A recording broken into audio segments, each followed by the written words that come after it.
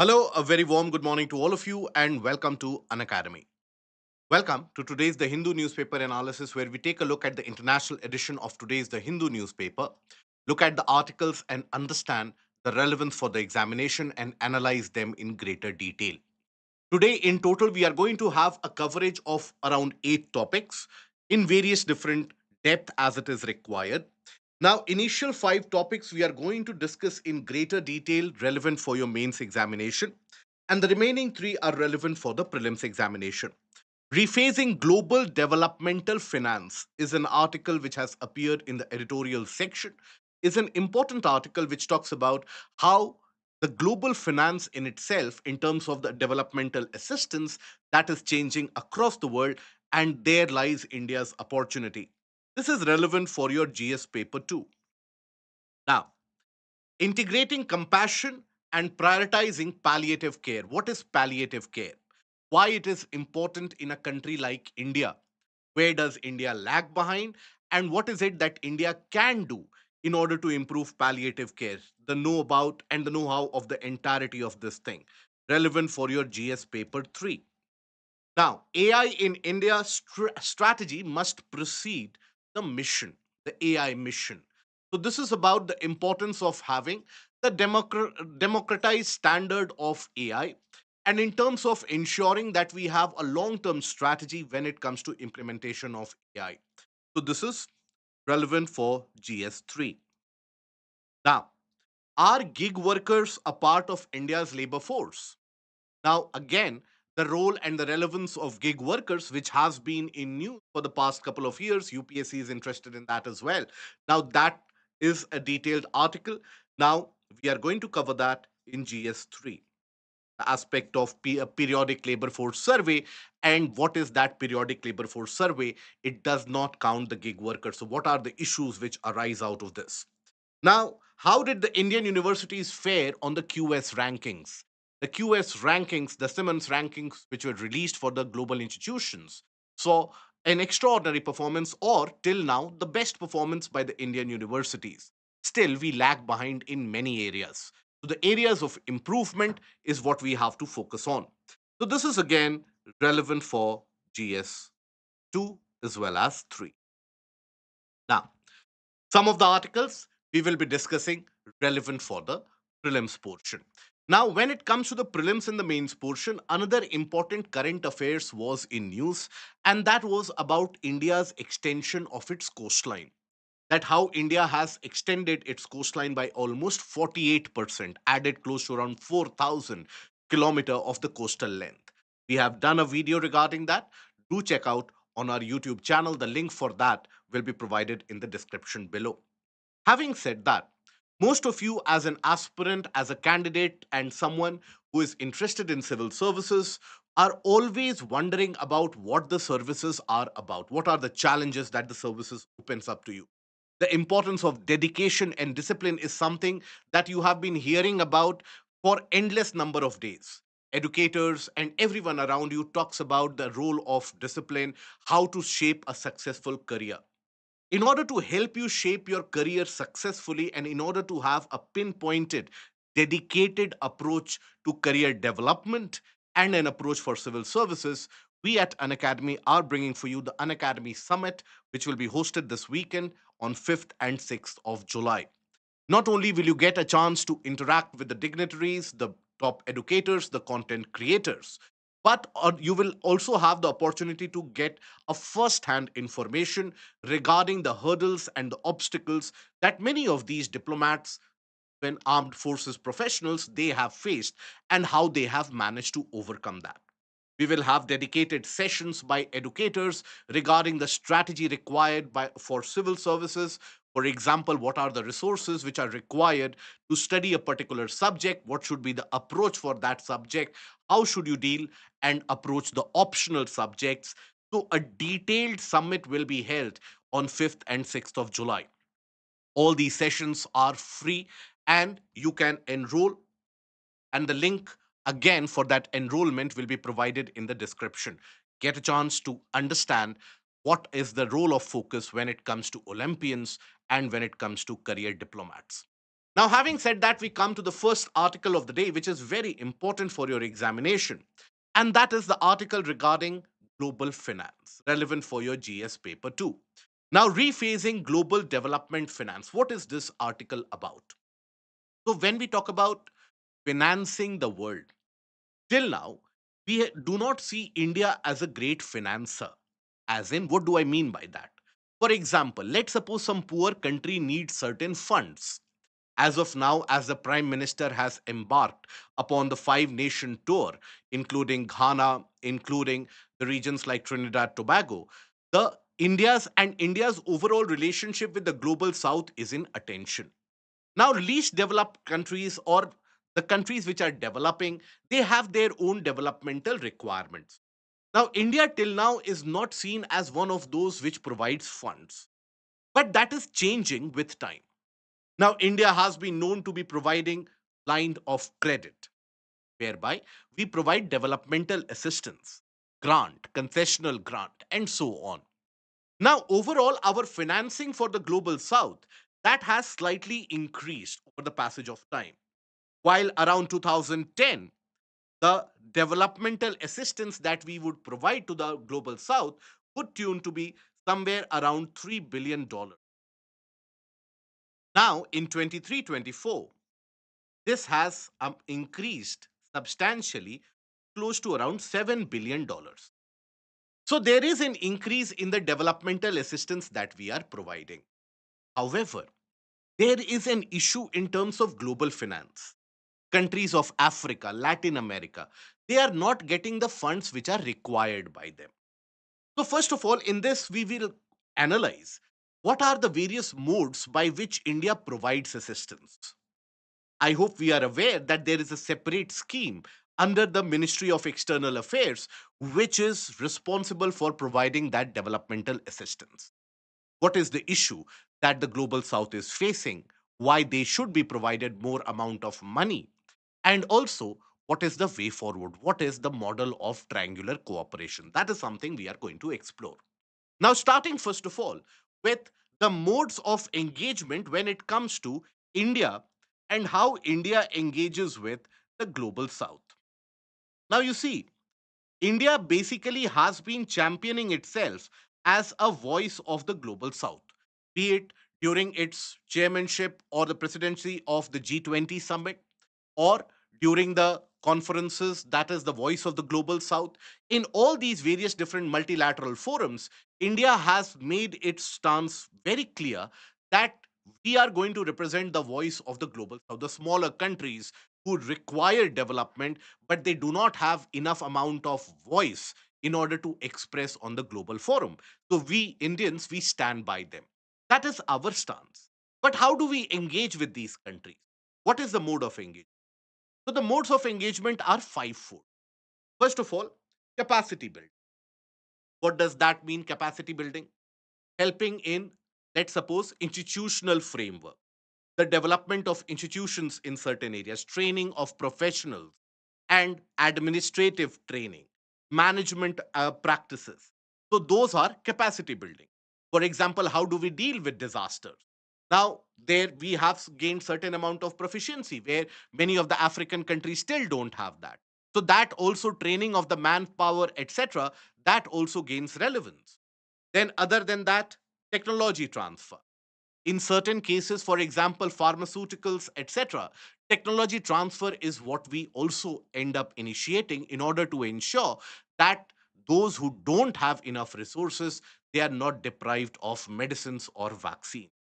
For example, the Prime Minister's visit to Ghana right now, which is in news. Now, the people, or rather, the country of Ghana, is projecting itself to be the vaccine hub of Africa.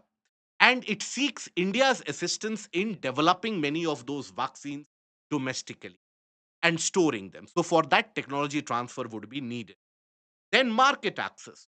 India allows almost duty free and provides concessions in terms of tariffs for products being generated and being sold from these countries, LDC countries, or least developing countries, so to say.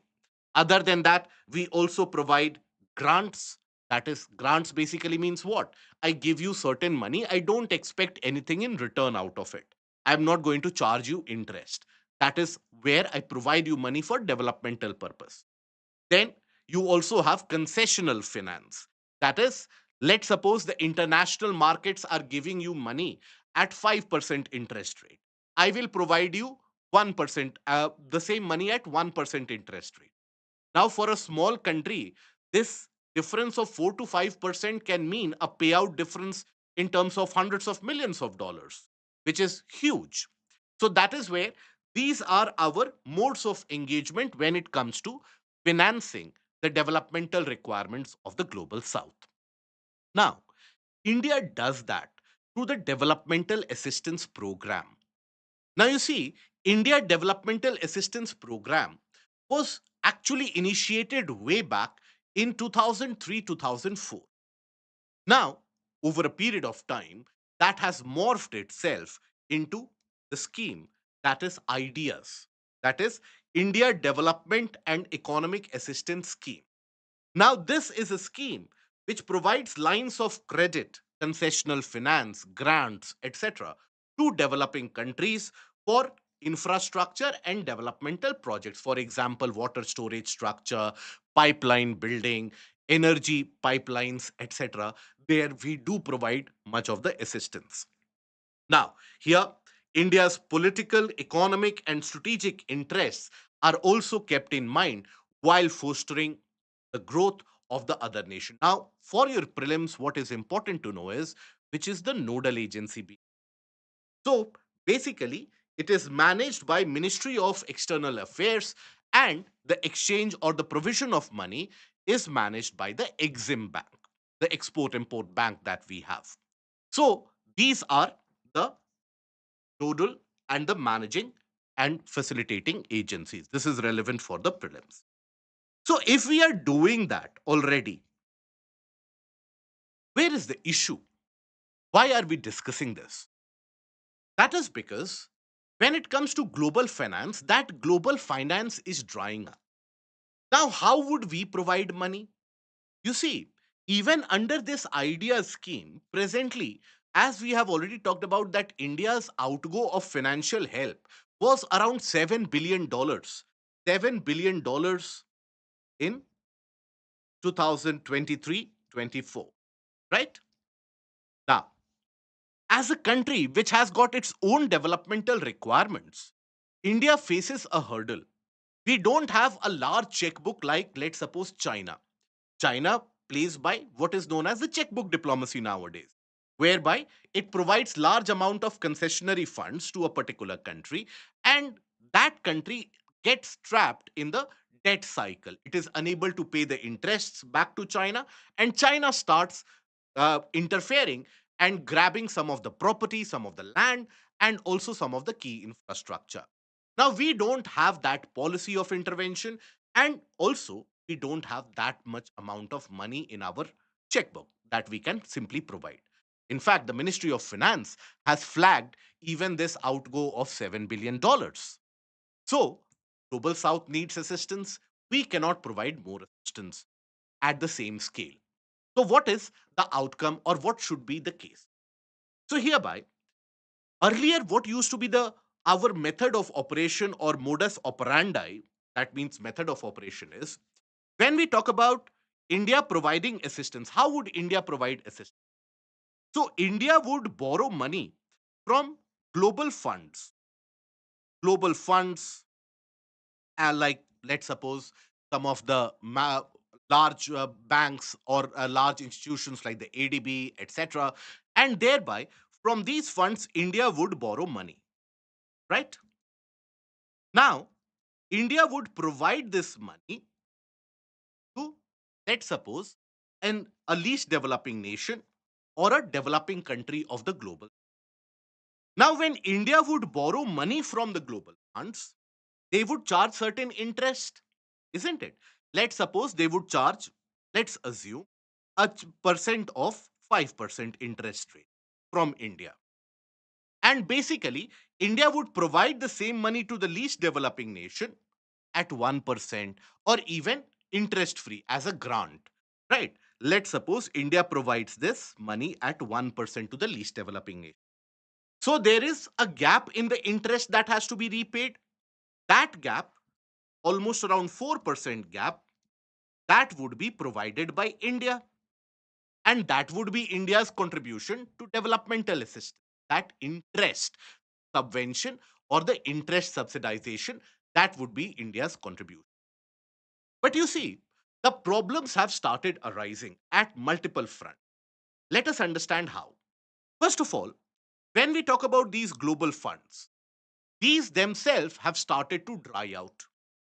Hence, that we have various organizations like USAID, which have shut down, isn't it? Now, the Trump administration basically has shut down the financing done by USAID. Then, when we talk about other institutions, let's suppose Foreign Commonwealth and Development Office, FCDO, there also the developmental finance has shut down and has dried up. When we think about other organizations like the OECD, there also the developmental finance which would be provided by them, that has also shut down. Now, when we talk about developed countries, the other richer countries from where we could borrow or which would provide money in these global funds, so there is a shortage of liquidity, isn't it? Shortage of liquidity because the world is going through a kind of an economic uncertainty and economic turmoil. So, as a consequence, you don't have enough amount of liquidity with various different funds which are available. So the consequence of this is that assistance funds, they have shrunk by close to around 50%. So earlier, the assistance fund in 2023, the global assistance funds around 2023 would be to the tune of $210 or $215 billion. Now, this is expected to shrink presently to around $97 billion. So there is a substantial drying up of the global fund and the global liquidity. So that means India is not able to leverage that money so easily anymore. But this is one of the problem, one side of the problem. The other side of the problem is through the LDC. For example, many of the countries of the global south, they are facing a kind of a debt trap and a debt crisis. Now, that is many of the times induced by nations such as China. Many of the countries of global south are suffering because of the Chinese ambition and the Chinese checkbook diplomacy. They have borrowed heavily from China, are unable to pay them back, so they are trapped in that debt cycle. Now, how will they be able to repay countries like India if they are not able to service their own existing debt? So as a consequence, even this provision of global funds is drying up, and even the LDC's ability to pay India interest back, that is also drying up. So that puts global finance in a kind of a fiasco, a kind of a turmoil. Now, India has always cited the importance of getting rid of the sovereign debt trap. Sovereign debt trap, as in the debt cycle or the debt trap that countries find themselves to be present in. Now, even during the presidency of G20, now in the G20 summit, India voiced this opinion that sovereign debt trap is a big calamity that we have to be aware of. Then, same in the case of the voice of the global south, the third summit. There also, India voiced that opinion. And that is when India even opined and India even expressed its opinion that there should be a separate financing mechanism, global developmental pact, which should be there for financial assistance to the developing nations. But again, no movement has happened there. Now, in the meanwhile, the less developing nations, the least developing countries, the global south, they do require assistance. And that requirement of assistance is beyond the case of development, it is for survival as well. Many of the countries of the global south are unable to fulfill the requirement of sustainable development goals. So that is why when we talk about the need for assistance, why is there such an alarming need for assistance? It can be listed in certain points. Some of them we have discussed. Official developmental assistance is experiencing a close to 45% reduction. Debt crisis in the global south, so they are unable to service their debt, and as a consequence they are unable to invest money for their own development, for taking care of themselves. Now shutting down of US aid, FCDO, then need to achieve SDG. So the need for assistance is massive, and that is where a model which has been talked about is the model of triangular cooperation. What is this model of triangular cooperation? So, this is already followed by certain countries of the world. For example, Indonesia and Japan, Germany and Brazil, they are already following it. We even have a pact with Germany for the model of triangular cooperation. So, in the lack of an overarching developmental mechanism, what has been thought to be the way out is, let's suppose a country like India. Now, a country like India develops a partnership with a developed nation or a country of the global north, right?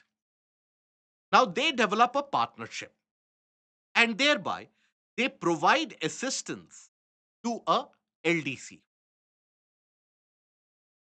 the least developing country or the less developed countries, right? So, this is a triangular cooperation. Now, has it been done earlier? Yes. For example, Indonesia. Indonesia, in partnership with Japan, has invested in South Asia. Okay. Then Brazil, in partnership with Germany, has invested in regions like Africa, around Mozambique. Right. So, what it allows is that it allows countries like Indonesia, Brazil, India, etc., to be a partner in development, partner in institutional capacity building, without emptying its own coffers, and at the same time without relying too much on these global institutions, which can change any other day. Now, in this regard, India and Germany also have a pact. India and Germany. They signed a pact in around 22. Okay. So, for that developmental assistance. Now, we need to have that running on the ground. We need that policy implementation on the ground. And we need to ensure that basically the countries which are requiring these funds, they are benefited out of it. Okay. So that is the model of triangular cooperation, where the best practices across the globe can be galvanized. Okay. So what is it that we have taken a look into this article? The requirement of global finance of financing for the global south. What are the modes of engagement when it comes to India and the global south in terms of financing? India's increase in financing, but at the same time that has got its limitation. It is already flagged by the finance ministry. At the same time, the what is the method of operation? How does India lend money to the global south? Does not mean that whatever money India has as its forex reserves, immediately it gives to the global south. It is a kind of an interest subvention. Why that is facing problem, both at the side of debt servicing, at the same time availing of funds, there is an issue, right? So both these issues are systemic. As a consequence, money to the global south is drying up completely. Now, what can be the way forward? The way forward can be triangular. I hope the entire issue is understood and encapsulated in. Okay. Now, a practice question for 15 marks. Discuss the efficacy of models like triangular cooperation in developmental finance for the global. Now, how do you write the answer? What do you write in the? There can be two types of intro. In one type of intro, you discuss what do you mean by the global south. Okay? That global south represents those countries which are less developed and which are oftentimes ignored by international funding agencies. As a consequence of that, they are trapped in the vicious cycle of poverty. That can be one of the introductions. The other introduction can be about finance, need for finance.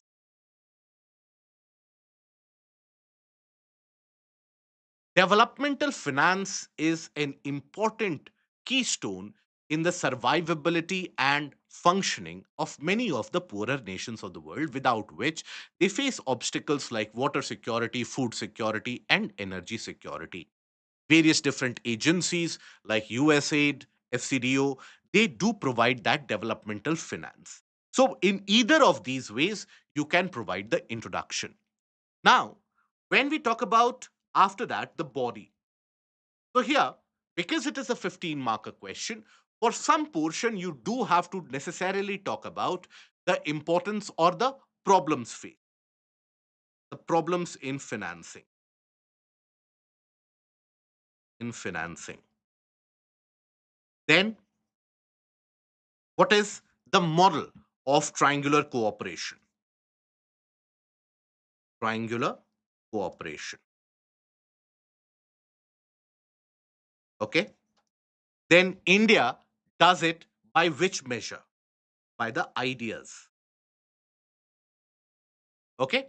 And then eventually, conclusion, you talk about the importance of finance for the entire survivability and wellness of the human race. We cannot aspire for a developed or a sustainably developed world if you have poverty or social and economic inequality in certain parts of the world. There you bring in the angle of SDG. Okay. Now, here in triangular cooperation also debt trapped countries, how can, so that is why in triangular cooperation you don't exactly need the refinance or a kind of repayment of loans. You don't necessarily go for concessionary finance. You can provide grants. Okay, let's suppose India alone doesn't have that much capacity to provide $2 billion of grant, but India and Germany together, they can pool in that resource. So the ability to provide grants automatically increase. So that is basically the difference created. Okay? So it does not mean that suddenly with triangular cooperation, the debt laden countries, they will be able to repay. But your ability to provide grants, that increases manifold. Okay. Now, coming to the second article, integrating compassion, prioritizing palliative care. Now, what is palliative care? Palliative care, which is oftentimes ignored in a country like India, but is highly developed in regions like Japan, in regions like US, is something that we need to focus upon as a nation. Now, it is true that we have a youthful population, but then after a few years or within a couple of decades, we will have a large number of old age. But before going into the details of it, the requirement of it, the very basic, for those of us who have no clue what is palliative. So, what is palliative care? So, the definitions, they do vary from one spectrum to the other. But overall, if you analyze the gist of it, specialized medical approach focused on improving the quality of life, right? For example, those patients suffering from serious life threatening illness. Now, many of those diseases that people suffer from, like cancer, now, there, it is not as if the cure is available. Many people know that this is something or a burden that they will carry to their deathbed. But they suffer through enormous amount of pain and torture.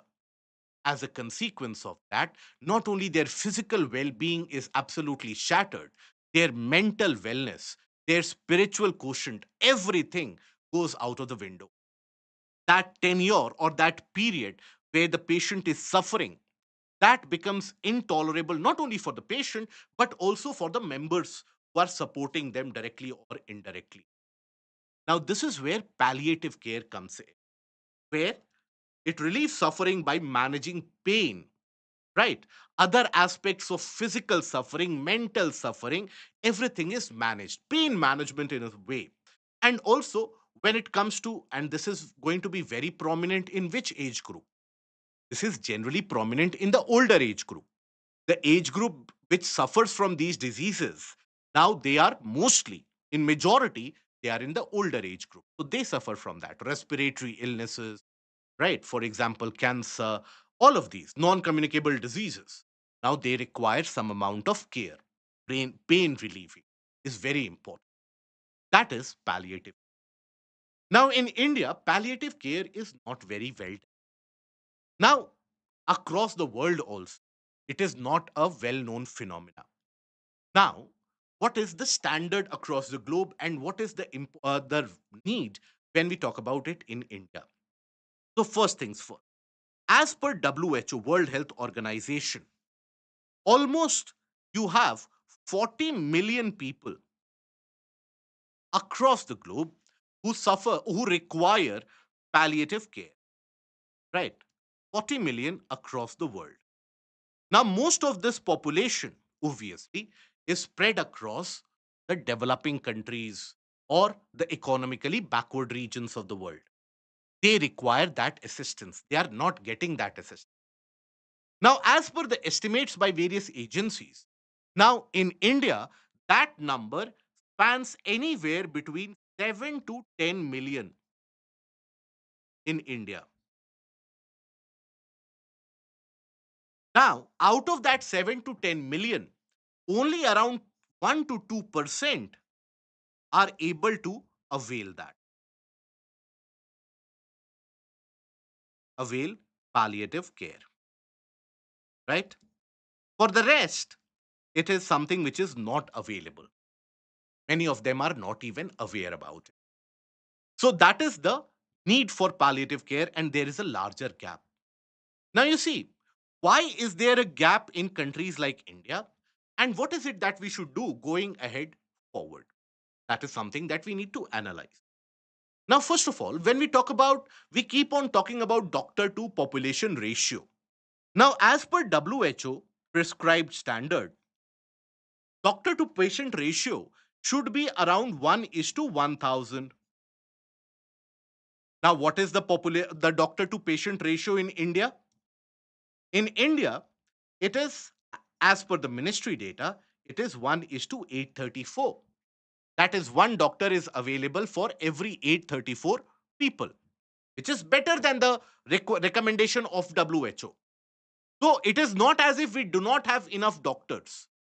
But then when it comes to the awareness, the idea of what is palliative care, how to provide palliative, that is absent. You see, so the gap exists at multiple fronts. So when we talk about the gap, first of all, lack of training. That is a major gap. Now, this lack of training about palliative care, it is not only subjected only to the doctors, because many of the doctors, they are not even taught about palliative care. It is only recently that ICMR, that is Indian Council of Medical Research, and AIMS, both of them have included palliative care within their course curriculum. So the future doctors, they would be aware about palliative care, and slowly and steadily it is expected to percolate into other colleges, medical institutions and medical schools as well. But as of now, this lack of training is prevalent in the doctors. But at the same time, we also have the paramedical staff, the nurses, right? Now, even the caregivers that you have, now they also are not aware. So that is where the lack of training comes to the fore. So even paramedics, they require the training. Then, other than that, you have lack of funding. There's a substantial lack of funding for this palliative care. Separate institutions for training, phased wise targeted approach to train professionals. That is something which should be carried out. Now, they don't have that. Now, one of the major problems is lack of awareness. Lack of awareness amongst the population. the larger public is also not aware that beyond curative care, there is something known as palliative care. What is curative care, by the way? Something that we have used twice till now.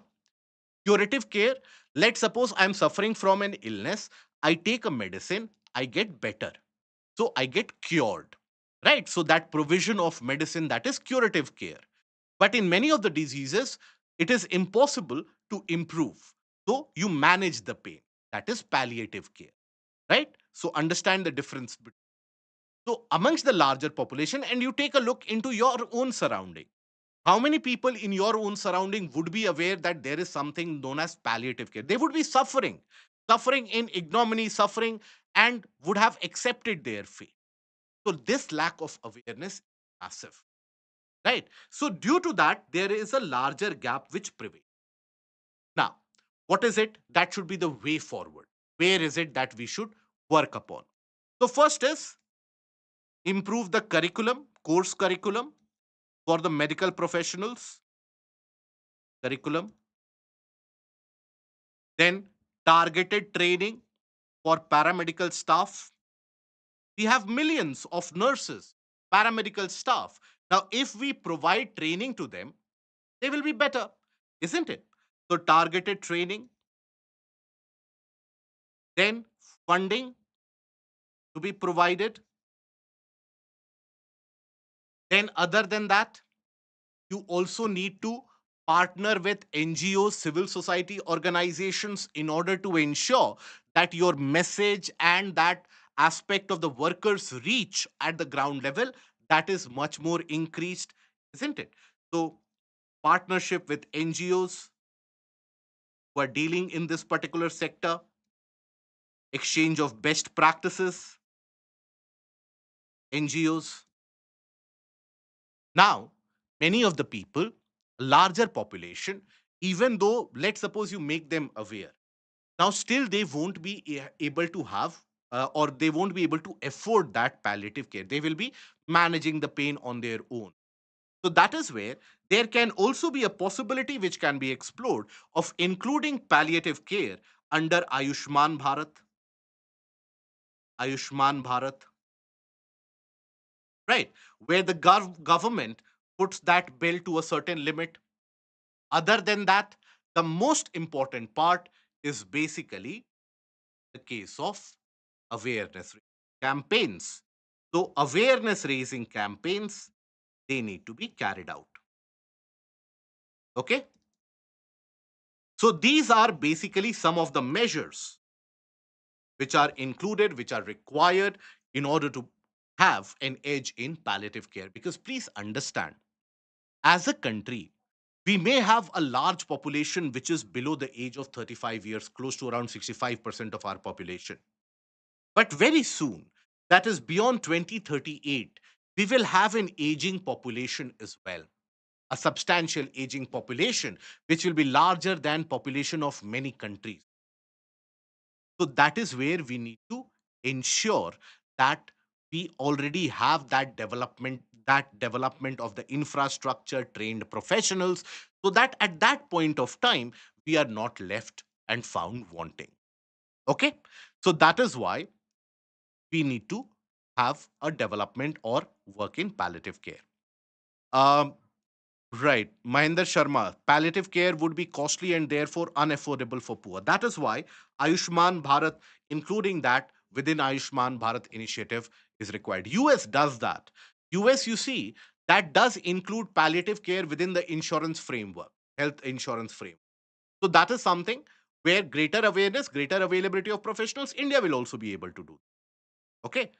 First point is course curriculum. Developing the course curriculum for the doctors, doctor training. Okay. Doctor training, and then basically the staff training, the nurses. Okay. I hope that is understood. Now, let us take a look at the practice question.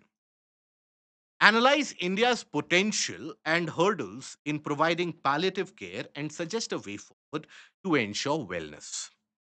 So, here, two things are talked about: potential and hurdles, right? Now, in the intro, what do you write? In the intro, you talk about what do you understand by palliative care, why it is important. That is something you talk about in intro. Is it a type? It is a type of therapy. Okay, so we are not aware about so that is what I gave as a definition. Understand this. Suppose yeah, it is a kind of a therapy which is out there. Suppose someone is suffering from a life threatening respiratory illness, right? Respiratory issue. Now they will have trouble breathing in, breathing out, right? Now, for example, issues like lung cancer, you have a persistent issue, coughing issue, breathing problem, your chest pains, etc. The congestion that uh, actually causes a lot of pain. So, what is done? Many of the times, some ointment, certain condiments, like let's suppose eucalyptus oil, that is used to provide some amount of relief, okay, in order to get rid of these congestions, etc. The heat therapy is provided to ensure that the chest pain, the diaphragm irregularities that are taken care of. So that is the kind of care which is provided. So where you are able to manage pain, you are not able to get rid of lung cancer. You will be suffering from lung cancer, but will be able to deal with it in a better manner. Okay, I hope that is understood. Now, in the intro, you talk about what is palliative care. Then, after that, in the body, you have to talk about the potentials of palliative care. What is the potential? What are the various potentials? Potentials are massive. We have a large population of doctors. We have a large population in terms of the paramedical staff.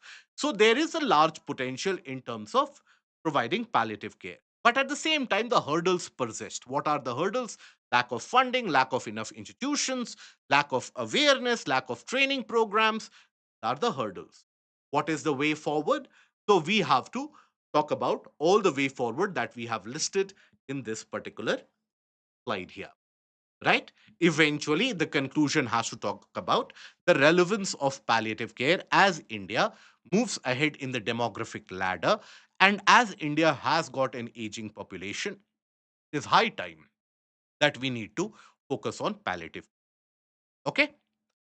Now, just a confirmation from the our scholarship grants ITIC initiatives in African countries. No, not always, Manisha. That is not the case. Okay? Not always. In certain cases, that is for educational funds which are provided with the partnership of global institutions, but not always. Here we are generally talking about the developmental initiatives which are required by the global south. Okay? Now, coming to the next topic, AI in India strategy must proceed. Mission. So, here, what is this article talking about? In a nutshell, first of all, let me tell you what is this article about. Then we will talk about it in a point-wise compilation. So AI. AI is something which is there to stay. It is not a technology which we can turn away from. And India sees its future as one of those front runners in AI, even though we are lagging behind when it comes to many other countries in terms of development of AI. But still, when it comes to India, thereby we have certain ambitions. We have a large tech force, tech savvy force, right? And we have a technological adoption rate which is faster and higher than many other countries. So that is why we see ourselves as one of the future global leaders in AI. But then the problem is that this article quotes about a problem. That is that we have mission AI. Now, Mission AI under Ministry of Electronics and Information, that is too narrow-minded and narrow approach. We need to have a long-term strategy. We need to develop a kind of a democratic aspect and ideal where, let's suppose, there is a cabinet committee on AI or a standing parliamentary standing committee on AI. This is discussed in the parliament, that where the nation sees itself going ahead into the future when it comes to the role of AI. What is the strategic outlook of India in terms of AI after 10 years? Should we have the involvement only, let's suppose, in defense, or should it be percolated in other sectors as well? Because after all, AI or artificial intelligence is based on one metric, and that is how you use the data. For example, if let's suppose you are aware about my dietary habits, of my daily habits, then AI will be able to shape my lifestyle in a particular manner. But for that, you need that data. So there is data, but how do you manage that data? Is there transparency regarding? So that is what the article talks about. That we need to root that AI development in terms of strategic democratic values in order to ensure that India grows and develops in this sector and is not left behind. Okay? I hope that is understood. Now, India's AI ambitions. So basically, there is an absence of comprehensive, democratically anchored national AI strategy. India AI mission lacks independence and is embedded within a section of Ministry of Electronics and Information Technology. So we don't have a large scale attention or focus on AI as of now. You see, across the globe, also, by the way, this trend is observed. It is not as if across the globe people have started forming AI ministries out there, but it is generally the private sector which is taking the lead in AI. And the government carries on the work of regulation. In India, that private sector, yesterday also we talked about it, that private sector innovation in research, investment in research, development, that is substantially lacking. The private sector is not participative enough. So that is where government has to play and play the role and fill that gap. Now, why is there a need for strategy? You see, till now we have been following catch up in the technological race. So the strategic dependence on foreign technology is still very, very high. Now, security vulnerabilities in defense, intelligence, and critical infrastructure. So, if you don't have an overarching ambition, a goal, a unified strategy, you will always have these gaps here and opaque decision making without public debate or democratic oversight. And global AI norms is what we will be catching up on. So, that is why we need a definitive strategy. So, what is the need thereby? Data governance. How do you curate that data? How do you access that data? And how is that data governed? Are the privacy infringements basically, or the privacy concerns, are they being addressed or not? So that is why India's public data platforms require transparent and rights based governance systems. Transparency is the need of the hour. What is our ambition in AI? Be transparent. What is and how do we manage data? Be transparent. So that is the requirement. Now, here, the impact of AI is again something that we have not discussed publicly as a nation. Now, impact of AI is going to be massive. For example, even in the workforce, not only in India but across the globe as well. It was only yesterday that Microsoft announced that it is going to lay off close to around 9,000 people. Now, the article talks about the companies and organizations like TCS, Wipro, Infosys, etc.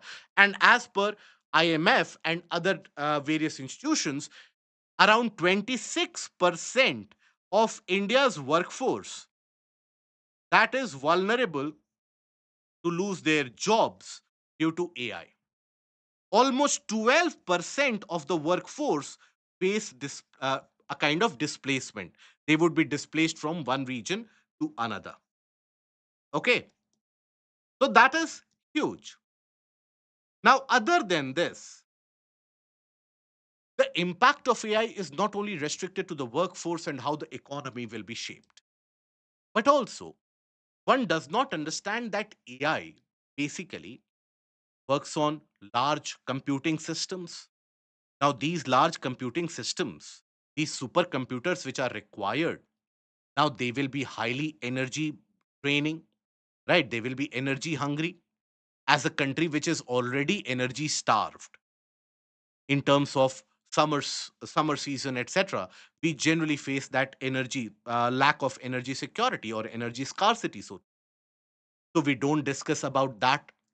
Also, when we talk about energy, energy not only in the form of electricity, even critical infrastructure like water supply, etc., is very important to fuel the needs of the AI engine, which is going to be deployed.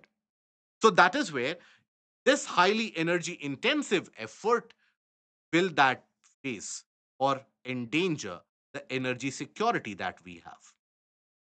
Endanger energy security.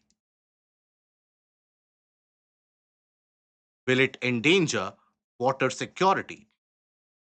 Where cities, for example, when we talk about the forefront of AI in India, where do you have cutting edge, slight cutting edge development in AI which is happening? In cities like Hyderabad, Bangalore, isn't it? Now, both Hyderabad and Bangalore, they suffer from water scarcity. Drought-like conditions prevail for majority of the year. So that is where water security in itself endangered. So that is where highly energy intensive effort, and that is something which is noted. So what is the way forward? Democratically rooted governance, publish a cabinet endorsed national AI strategy and present it in parliament for open for discussion, a dedicated standing committee on AI and emerging technologies, launch a national impact study where impact of AI will be understood across all the sectors across the entire spectrum, the positives, the negatives that are associated, so that there is some transparency and long term strategy development. Okay. So this is what the article is about, right? So the article, not that relevant for your examination. Maybe you can extract one or two pointers in the mains exam or the mains answer. The role of strategy and strategic development in AI model of governance, like that, or the impact of AI, understanding that. So not very relevant for the mains examination, but nonetheless, the bits out of it can be used in your answer writing. Okay. Now, then coming to the next article. Are gig workers a part of India's labor data? Gig workers. Who are gig workers? We'll come to the definition. Now, a simplest example, something that you see in the image itself, the people that you see, for example, employed or who carry out part time work and freelancing in Swiggy or your Zomato, or let's suppose Ola, Uber, the platform based networks, they do hire people. Now, those people, they are generally referred to as gig workers. I will tell you the entire definition as per the government rules as well.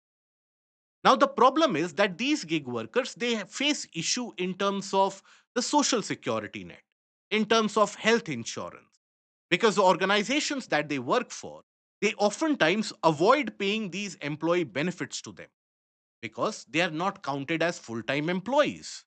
They are gig workers. So their welfare is at risk. Now, certain states, for example, Rajasthan, certain states like Tamil Nadu, they have come up with their own policies for these gig workers. Recently, you would have come across the news story where you had a separate cubicle, air conditioned cubicle being developed in Tamil Nadu for resting place of these. Now, these gig workers, they are completely dependent on how the platform algorithm works, their money that they earn, that is very variable. So if they fall sick or ill, not only do they lose their wage, they don't have any medical insurance or social safety net. So they are at loss. Now, in at the side of the union government, in this year's budget, in the previous year's budget as well, a separate section was dedicated to the gig work. You had the provision of insurance scheme. You basically had even the e-shram portal for the benefit of these gig work. But the problem lies somewhere else. We don't know how many gig workers are there. Now, one of the ways to measure your employment unemployment is your periodic labor force survey. Now, periodic labor force survey gives you an idea about the employment unemployment, in which category people are employed, how much percentage of population is employed, how many people are unemployed. That entire detail is carried out as per the periodic labor survey. Now, this periodic labor force survey was started in 2017, right? It lies under the case or under the Ministry of Statistics and program implementation. Now, before this, obviously, you had the very tedious employment unemployment survey, which was much more opaque and you did not get much clearer data. So, PLFS replaced that in 27. But then, even now, the periodic labor force survey does not have a separate category as gig work. It classifies many of the gig workers as either casual workers, casual workers, or own account workers,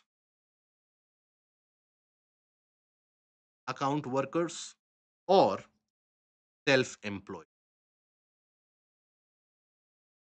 Now, you see, are the gig workers own account workers? No. They basically are driven by the requirement of the platform and the algorithm. Are they casual labor? No. Are they self employed? No. So, as a consequence, they don't get any benefits. Now, they have to register on eShram portal and etc. to avail the benefits. That is true. But think about it from a larger perspective. As a government, as an administrator, how do you frame a policy for welfareism? Unless and until you don't have an idea that how many people are to be benefited out of them or out of a policy, how will you allocate the budget? How will you frame a particular housing scheme if you don't know how many people are to be housed? How will you provide a medical insurance scheme if you don't know how many people are to avail that? So there is a clear cut lack of data. Now, there was a question which was asked in the Rajya Sabha regarding these gig workers and whether the ministry has updated its counting mechanisms, its survey mechanisms to include the gig work. As per the government reply, the ministry has not updated its way of survey in order to include the gig workers. So many of the workers they fall down these cracks and these gaps. Okay. So first of all, what is periodic labor force survey? So it is a survey, nationwide survey conducted by National Statistical Office (NSO) under the Ministry of Statistics and Program Implementation, relevant for your prelims. Now, this provides data regarding employment, unemployment, percentage of workforce participation, etc., both for the annual as well as for the quarterly base. Okay, keep that in mind, both for annual and quarterly basis. So, that is your periodic labor force survey. Both of them important for your prelims. Who carries it out? National Statistical Office. Under which ministry? Ministry of Statistics and Program Implementation. Okay. Now, after this, the definition of gig worker. So, first of all, they were provided a kind of included in the legal framework under the Code on Social Security 2020. Now, a gig worker is defined as a person who participates in a work arrangement and earns from such activities outside of a traditional employer employee, kind of a freelancing, right? Where the employer doesn't have to provide you with all the benefits out there, and you are then free to avail or use multiple of the platform, right? Now, the issue at hand is about the lack of data. Now, this lack of data basically means lack of provisions or safety net, lack of enough safety net, right? Now, what is the safety net that they require? Now, most of these gig workers, they are driven by, let's suppose, algorithm about the platform, Ola, Uber, Swiggy. When the delivery partner comes to your house and delivers, let's suppose from a faraway location or a nearby location, the payout will be different. The time taken by them, that will determine the payout also. But then that is where algorithm is not always fair. So for that, they do need a kind of an oversight. But how will you provide the oversight if you don't have any kind of data regarding that? Isn't it? So algorithm based, then social security, medical expenses, insurance, etc.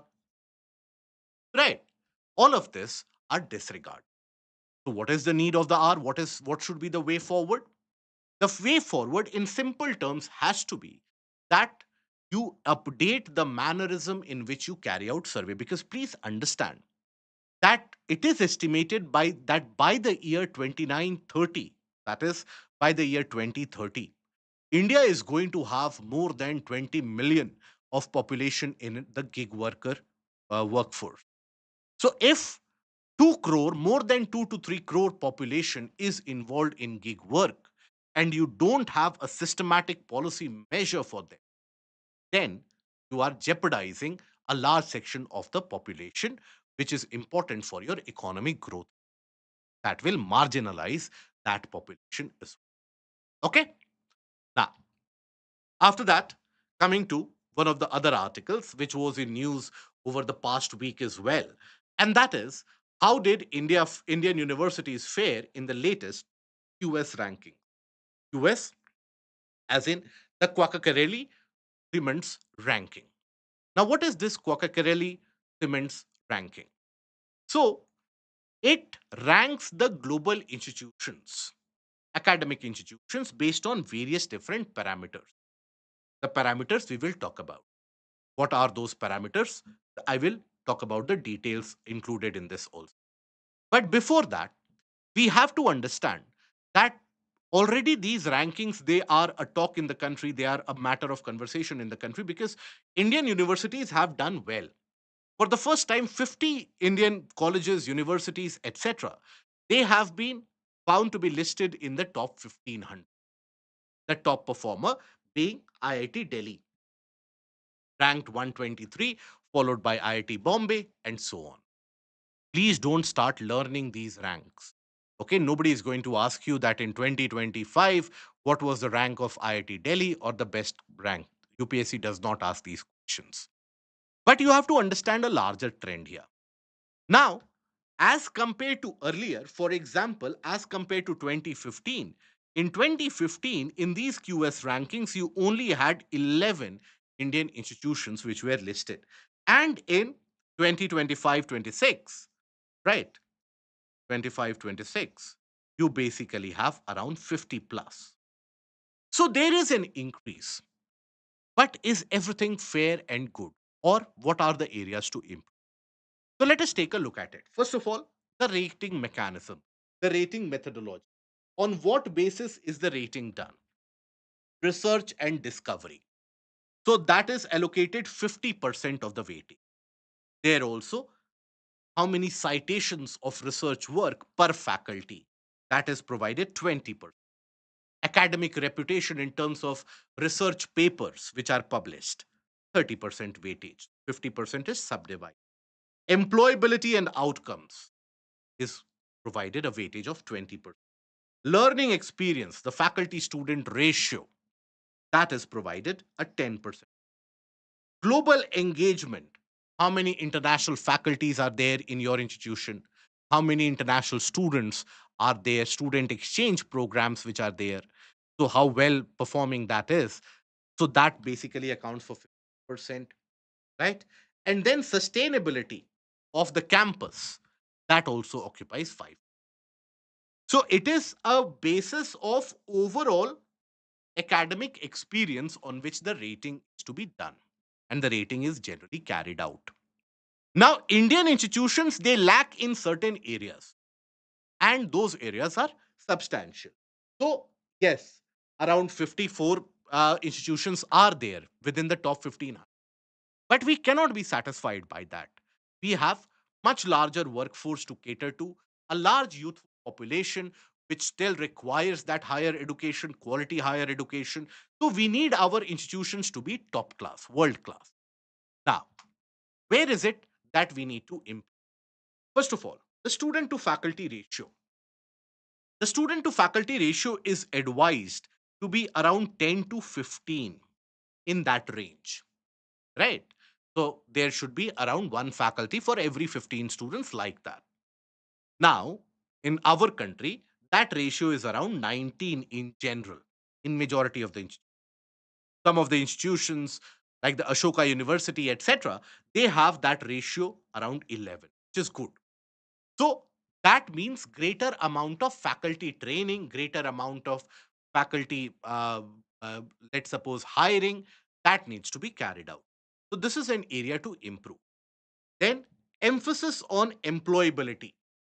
There are multiple private institutions out there where, let's suppose, how the students, after getting the degree, whether they are placed or not, the institution is not at all concerned about it. They are only concerned about the not even curriculum, but providing the people degrees. As a consequence, what happens? You have the Indian industry talking about it, that almost 90% of Indian graduates, they are unemployable. That is, they lack the basic skills of communication, basic proficiency in the stream that they have graduated from, so they are unemployed.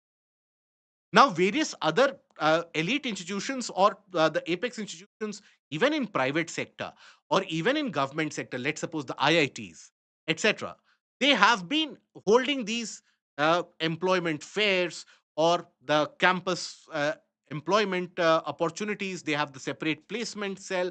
All the good institutions have that. But then, very large number of institutions, they still do not focus. So, as a result of that, that means what the industry requires and what you are providing to give the degree to that candidate, there's a large gap. The student themselves are not aware what to study, how to study, why to study. So they just get happy with taking a degree. After that, they start deciding what to do in life. Right? So that employability factor, that has to be kept at the forefront. As a country, we do need. Then emphasis on quality research, particularly in the case of science and tech, mathematics, etc., in the STEM sector. Research in India was largely restricted to Indian Institute of Sciences or IISER, the IISTs, the ISIs, Indian Statistical Institute, right? But many of the colleges were not doing. Now, across the globe, the situation is not. Across the globe, if you take a look at it, the examples, the Princetons, the Harvards, the MITs of the world, these are educational institutions. These are at the forefront of research, isn't it? Even in China, the universities are becoming the forefront of innovation and research, where research in cutting edge technologies are being carried out. They're lagging behind. Then international students and faculty hiring. That is where we need to become a global hub. We were a global hub thousands of years ago, but somehow we started becoming one of the centers of brain drain. So we need to ensure that our course curriculum is attractive and at the same time is appealing for the international students and even for the faculty, where they should come and they should feel that the condition is conducive to carry out research in this area. Right? Now, sustainability on campus is also one of those areas where we can. So, that is basically the case of where we can overall improve and we can get better in terms of the institutions and also the education which is imparted from these institutions. Okay, I hope this understood. Now, after this, some of the articles in brief for the prelims purposes. Now, the Axiom 4 mission, which has carried the Indian astronaut into space. Now, there are various different researches and various different experiments which have been carried out. We have discussed the list of those 7 experiments in the previous news analysis session, so I'm not going to repeat that. But ISRO has issued a statement and ISRO has talked about it, that basically the experiments which are being carried out and the overall experience, we are going to help in India's own Gaganyaan mission. Now, India's Gaganyaan mission is an ambitious mission to launch the astronauts, Indian astronauts, into space. Now, this is one of the precursors of eventual space station that India aims to build in space. Now, for that, as of now, multiple different testing and experimental phases are going on. So that is where the present Axiom 4 mission helps us understand, for example, the abort mission, how to abort that mission in midway or in terms of emergency, or even the medical and psychological preparation, health monitoring of the astronauts, experiment execution, the ground coordination with the crew. This is where the Axiom 4 mission is one of the precursors which is going to help ISRO in developing the standard operating procedure for the Gaganyaan mission. Now, the next article about the Moondust. Now, the article is very lucrative and attractive. It has appeared in the science section.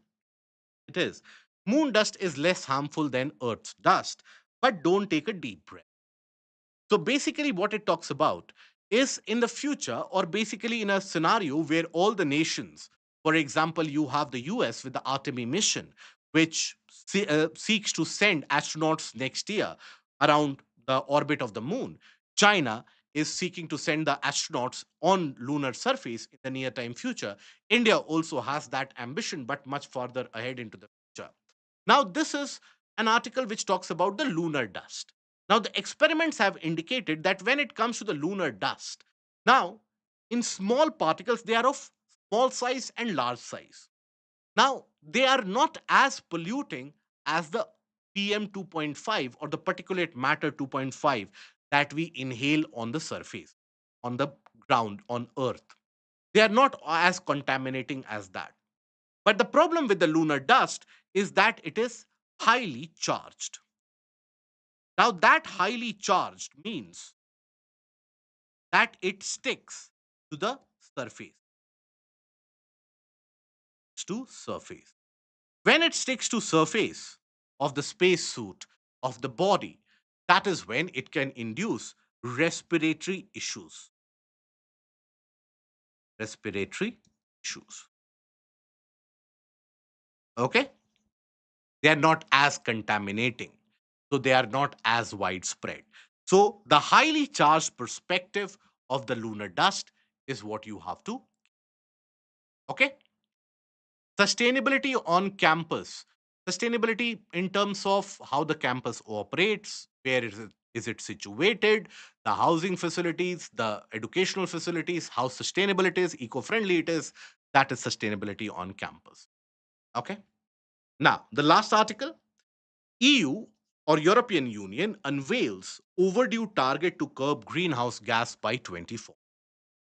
Now, European Union had been citing a very ambitious goal of gaining net zero by 2050 as per the Paris Agreement. Now, net zero means the amount of emissions that you carry out, you sequester or store and capture the same amount of carbon dioxide. But then for that, you need to reduce the emissions also. Till now, it had not been able to come up with the emission guidelines. This is where the EU nations have finally agreed to a guideline of reduction of emission by 2040. 2040 targets. Okay. Now, what are the 2040 targets? 90% reduction from 1990 levels by 2040.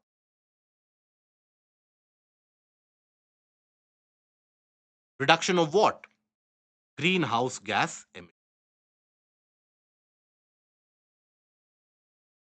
It is the implementation of this where we will be able to understand whether it is fruitful or not. But as of now, the target setting has been done.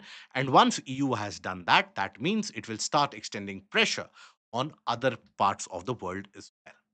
So that basically summarizes the important articles which were in news, which were important for today. I hope you have liked the session. If this has added to your existing knowledge set, put that in the comment section below. And don't forget to click on the like, share, and the subscribe button. We meet again tomorrow. Till then, take care. Goodbye. Thank you.